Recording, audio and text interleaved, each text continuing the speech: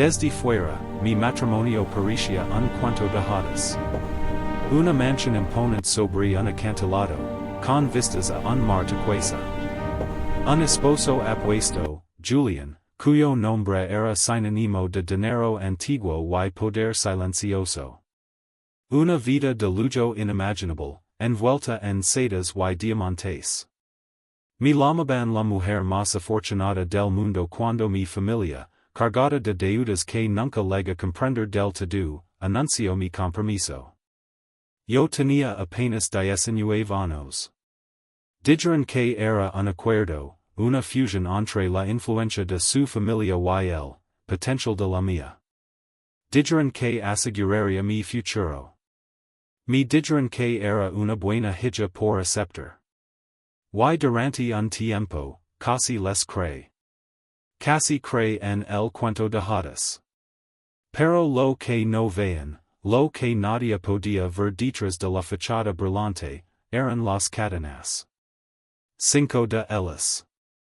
Forjadas en la oscuridad, cada una un secreto que me ataba a él para siempre. Cada una, un candado en mi jaula dorada. La primera cadena se forjó el día en que comprendí que mi vida perfecta era una ilusión perfectamente construida. Una ilusión de elección, los primeros meses fueron un torbellino deslumbrante de opulencia. Julian era irresistiblemente encantador, su atención se sentía como una luz cálida y dorada. Me lavaba el deseo a la cama, una cama más grande que toda mi habitación de la infancia. Me sorprendía con primeras ediciones antiguas de mis libros favoritos y escuchaba con aparente devoción cuando le hablaba de mi sueño de estudiar historia del arte. Cualquier cosa que dices, Hilara, murmuraba, acariciándome el cabello. Solo tienes que pedirla. Presentaba su presencia dominante como una forma de amor profundo. Decía que mi vida pasada, mi pueblo pequeño, mis viejas amistades, ya no era lo suficientemente buena para mí. Ellos no te entienden, amor mío, decía con una voz suave que ocultaba un veneno sutil.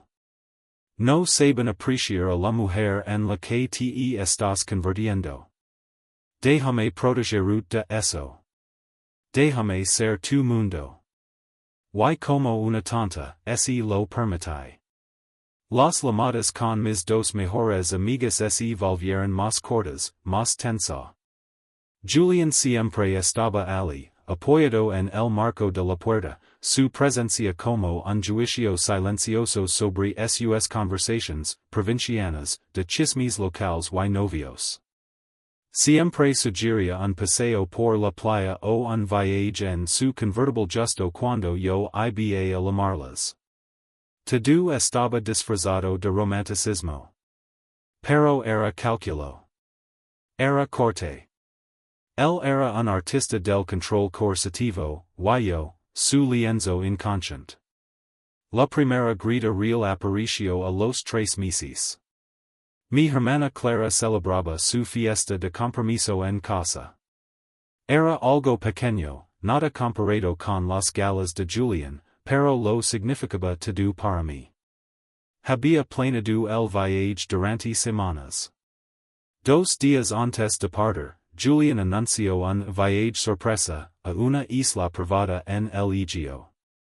Pero, la fiesta de Clara, balbucí, sintiendo como se me hundía el corazón. Sonrió con esa sonrisa deslumbrante y despectiva.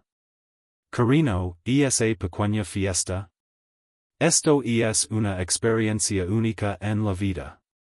Enviaremos un regalo generoso. Lo entenderán. Tu lugar está conmigo. Intent discutir. Mi voz era pequeña, temblorosa. Por primera vez, su rostro perdió la máscara. El frío apareció en sus ojos. Hilara, dijo en voz baja, peligrosa. Tu familia hizo un acuerdo. Te entregarán a mí. Tu vida está aquí ahora. Tus obligations son conmigo. ¿Queda claro? La palabra entregaron quedo suspendida en el aire. No era un matrimonio.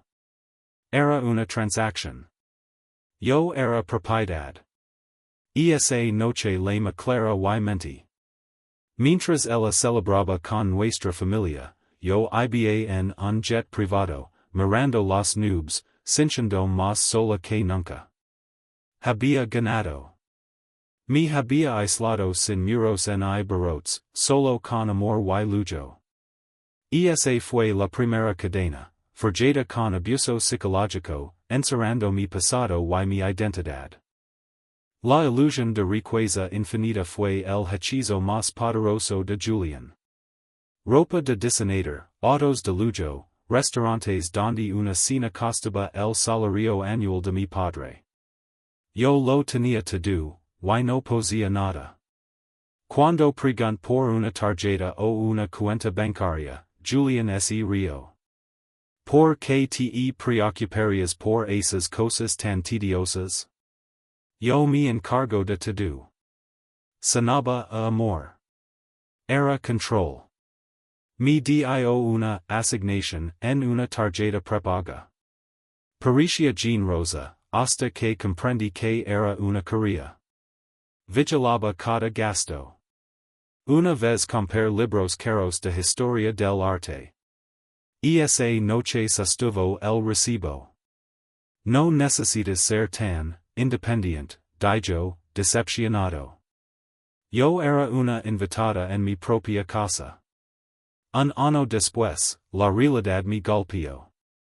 Mi padre sufrió un infarto. Las facturas eran imposibles. Mi madre me llamó, avergonzada, pidiendo ayuda. Fui a Julián. No, dijo con frialdad. Yo pague por ti. No les debo nada. Es mi padre. La gente muere, respondió. No es mi problema. Luego, el golpe final. No tienes dinero. Todo aquí es mío. Tú eres un activo, hilera. Pero no poses activos propios. Esa noche lor en el suelo del baño. Pensé en pero no tenía dinero. Ni trabajo. Ni a nadie. Esa fue la segunda cadena, una celda de oro, comencé a planear mi huida. Vendí joyas en secreto. Junt dinero. Elegí un martes. Julián estaría fuera. Mi bolso estaba listo. Entonces six el sobre. Dentro había fotos. Documentos. Un artículo viejo. Mi padre. Fraude. Un socio desaparecido. Golpeado. Un mensaje llegó a mi teléfono. Espero que esta lechen te result ilustrativa. Si esta información llegara a las autoridades, tu familia quedaría destruida. Si mi iba, destruiría a mi familia. Yo no era solo una prisionera. Era un escudo humano. Esa fue la tercera cadena, chantage forjado con el pasado oscuro de mi familia. La cuarta cadena no era tangible. Era espiritual. La encontré en un libro antiguo, el vínculo del círculo inquebrantable. Un ritual de boda. Un anclage del alma a la tierra familiar. Si una esposa seiba, no sería perseguida. Pero su espíritu se marcaría. Locura. Muerte prematura. Cuando enfrenta Julián, sonrió. No sobrevivimos 1000 años con cuentos, dijo. Creemos. Y eso lo hace real. Como se haida una maldición. Esa fue la cuarta cadena, tradición, superstition y miedo. La encontré por accident. Una caja. Un retrato. Cartas. Isabel. Primera esposa de Julián. Planeaba huir con su hija. La última carta decía, el sabe. Si no vuelves a saber de mí, recuerda que lo intent. Murió en un accident náutico. Con su hija. No fue un accident. Fue un aviso. Yo no era la primera. Era el reemplazo. Esa fue la quinta cadena, forjada con asesinato y celada con silencio, guard la calle. La rebeldia murió. No hay liberación. No hay huida. Mi victoria es sobrevivir. Desde fuera, sigo viviendo un cuento de hadas. Pero mi sonrisa es una herramienta. Mi obediencia, una estrategia. Los secretos no me liberan. Mi atan para siempre. Mi vida no me pertenece. Pero mi supervivencia sí. Y mañana, me pondré el vestido que él ha elegido, sonreír, y viviré un día más.